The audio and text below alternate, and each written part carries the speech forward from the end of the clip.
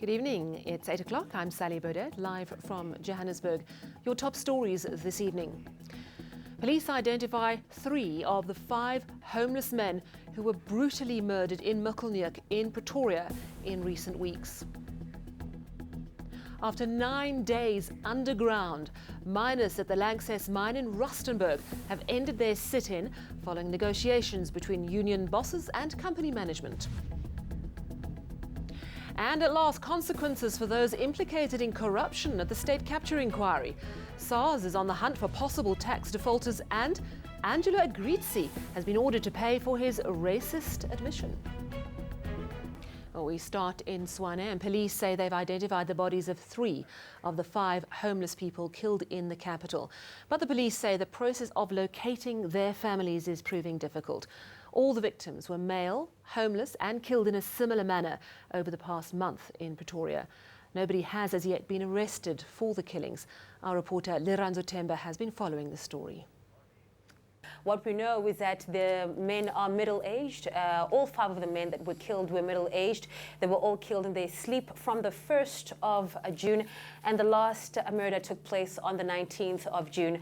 But apart from that, police are really just keeping mum, saying that it's through intelligence services that they were able to identify the 3 men.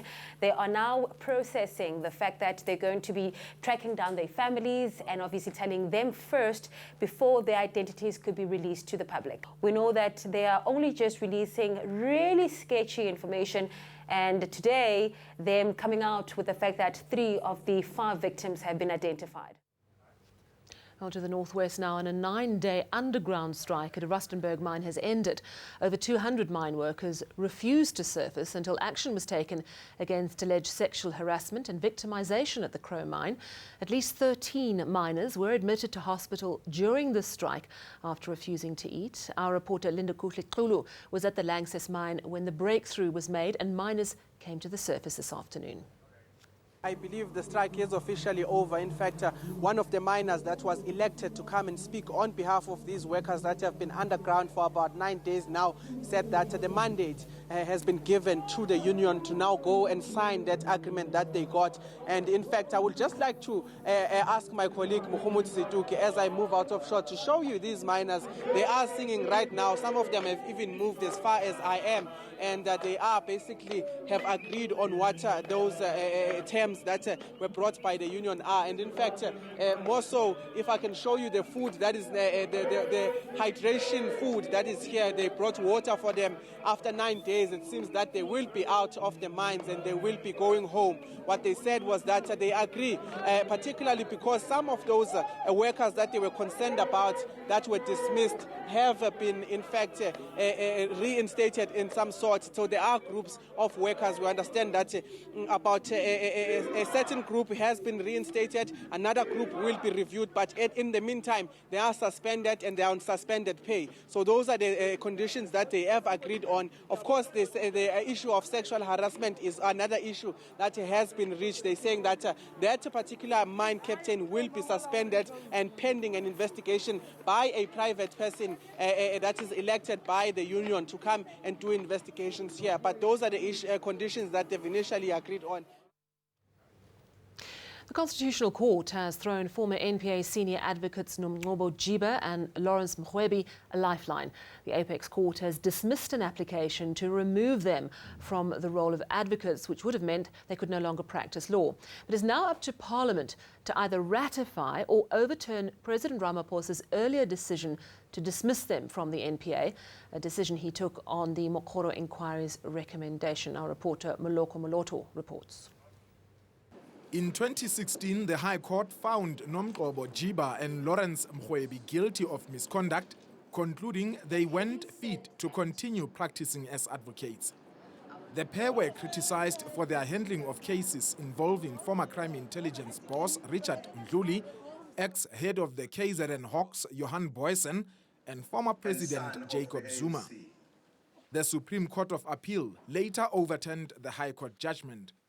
Then, the General Counsel of the Bar of South Africa approached the ConCourt to set the appeal court's judgment aside. But the Apex Court unanimously dismissed the Bar's application. This court holds that the GCB has not established that this matter falls within its jurisdiction.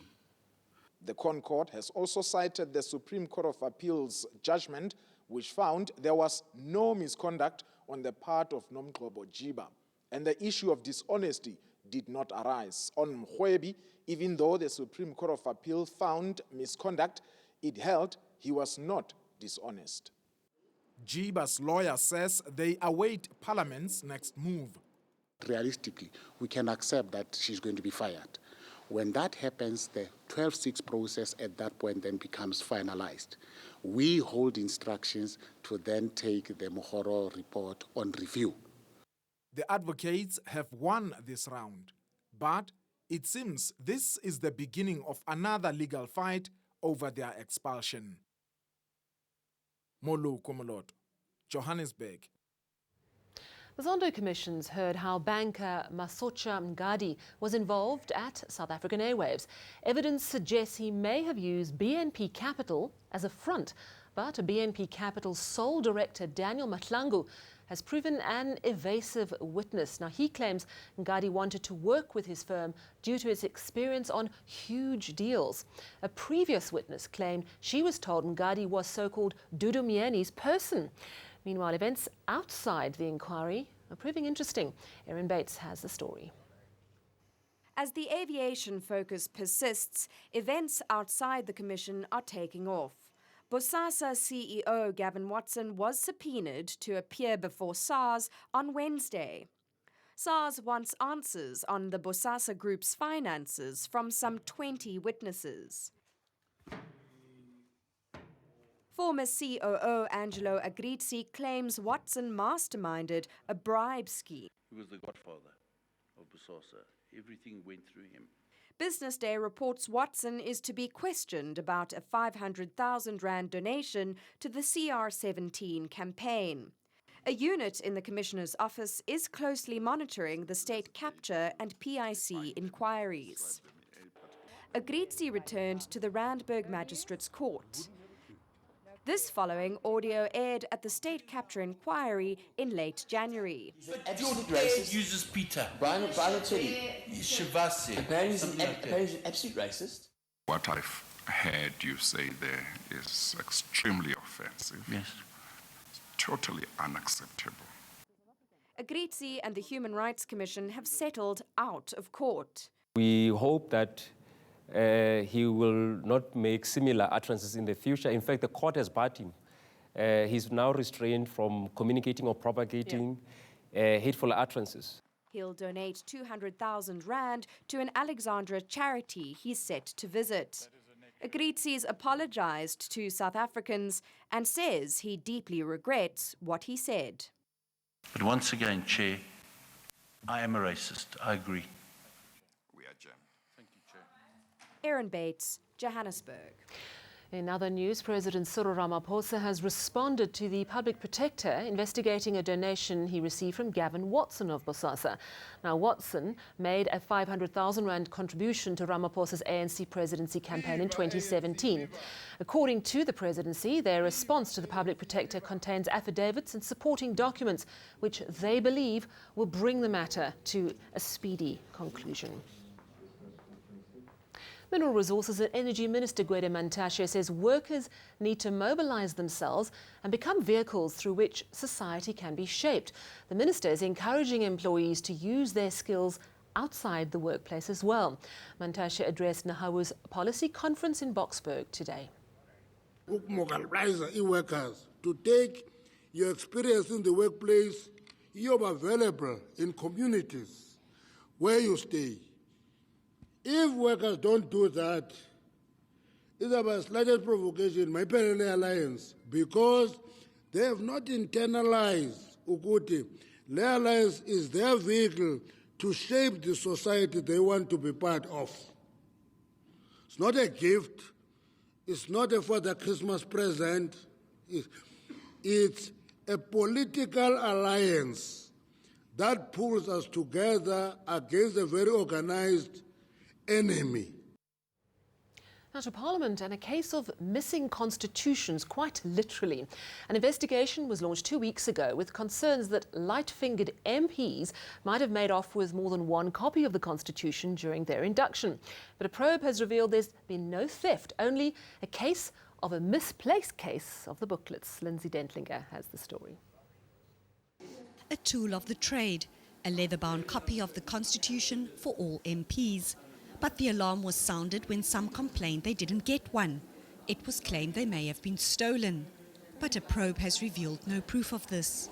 We asked our security personnel to scrutinize the video, which they did, and they indicate to us that they cannot find evidence that any member or any person stole a constitution. But some MPs are not happy with this explanation. Can it then be put on record that our members are not thieves? The Freedom Front Plus says it's not all bad press. Honourable Speaker, I think we should look at the bright side of this whole thing. The Constitution is such huge demand that we spend time trying to get copies of our Constitution. The Speaker says if that's the case, MPs should have said so. Your point is taken, but it is also honourable only to take what is allocated to you. That was the point we were trying to make. Madam Speaker, thank you. But then begs the question of where are they? Did Mr. Van Zyl Slabbert sneak in and perhaps walk off with them? Parliament says a box of 105 constitutions might have been accidentally misplaced in another room, and all MPs will get their copy. Well, hopefully wherever they are being read. Still to come, have you ever paid a bribe? Business leaders speak out against corruption today. And in international news, a heat wave is spreading across Europe, bringing temperatures of up to 45 degrees Celsius.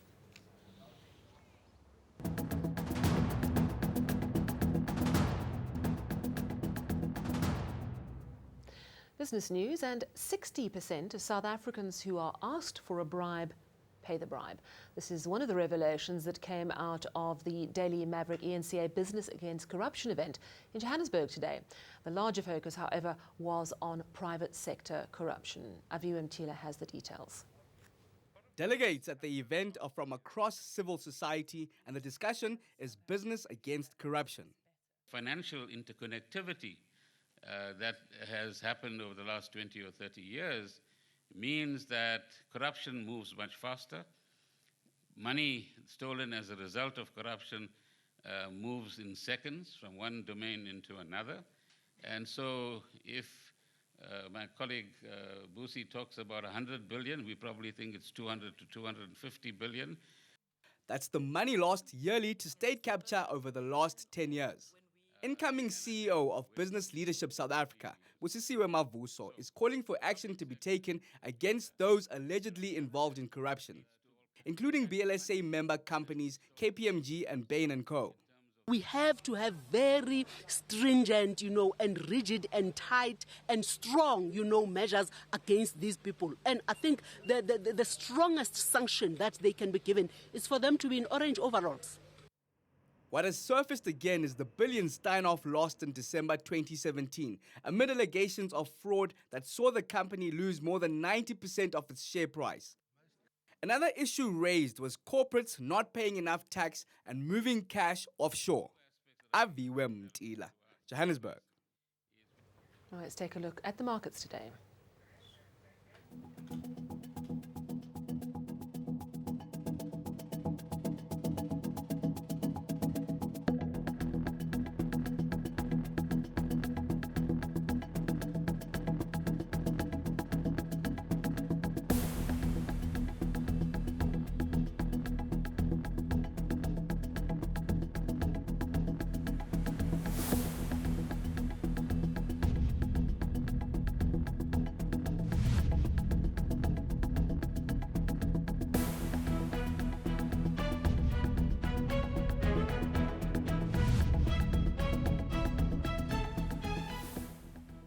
International news now, and a police officer has died after two suicide attacks in Tunisia's capital, Tunis. The first blast went off near a police patrol in the city centre, then another blast when a suicide bomber blew himself up near a police station. And authorities in some European countries are worried the sudden heat waves they're experiencing. They're trying to find ways to protect humans and animals from heat stroke. Temperatures on the continent have soared, climbing sometimes above 40 degrees. Previous heat waves in Europe have proved deadly. Still ahead, we'll go to Joel at our weather centre for all your weather news with another cold front we understand approaching. And then it weighs nearly 30 kilograms, made from 100% pure beef. We take you to New York to show you what could be a Guinness World Record or a rather large dinner.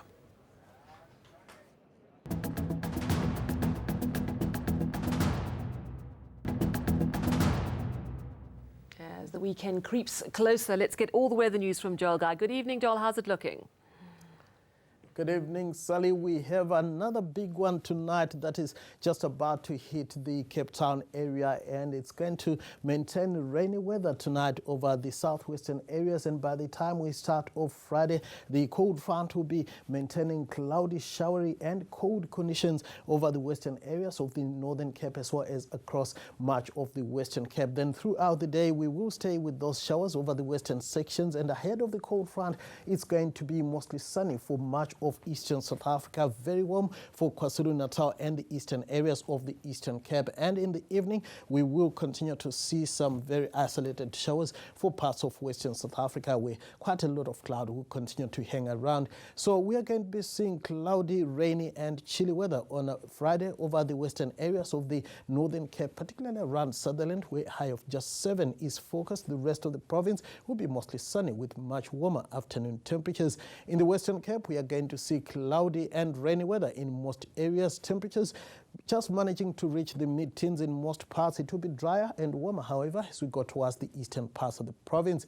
The Eastern Cape should see mostly sunny and mild to warm weather, especially over the eastern parts, Tata and Port St. John's both peaking at around 28 degrees. Similar weather is forecast across the KwaZulu-Natal province, where it's going to be pretty warm as well in some areas. Ulundi hitting the 30-degree mark on Friday afternoon. Sunny and mild for the Mpumalanga Highveld, but it will be warmer as we go towards the Lowveld areas. We could see a few patches of cloud around the Limpopo province, where it is also going to be warm. We are expecting a sunny and mild to warm day for the northwest, clear skies as well for the Free State, with highs mostly in the lower 20s. Gauteng is going to be cloud-free as well, with top temperatures around 20 degrees for Johannesburg and Soweto. Now on Saturday, we should see mostly sunny skies for much of the interior. It will be partly cloudy and cold for Cape Town. Then on Sunday, another cold front hits the Cape Town area, introducing cloudy, rainy and cold weather. It will be sunny for the rest of the country. That's all from me for now, Sally. Back to you. Thank you very much, Joel Guy there in Cape Town. And finally, it could be the world's largest hot dog, weighing in at nearly 30 kilograms. This massive hot dog was put on display in New York before being served to the public. Made from 100% pure beef, it took 3 men to carry it to the grill, where it cooked for 2 hours. The humongous hot dog was then placed on 2 equally large buns, weighed on a scale and then topped with mustard and sauerkraut for feasting. The record attempt still needs to be verified by Guinness World Records, but I'm sure a fine meal was had by all. Let's just recap your top stories this evening. Police identify 3 of the 5 homeless people who were brutally murdered in Merkelniuk in Pretoria in recent weeks.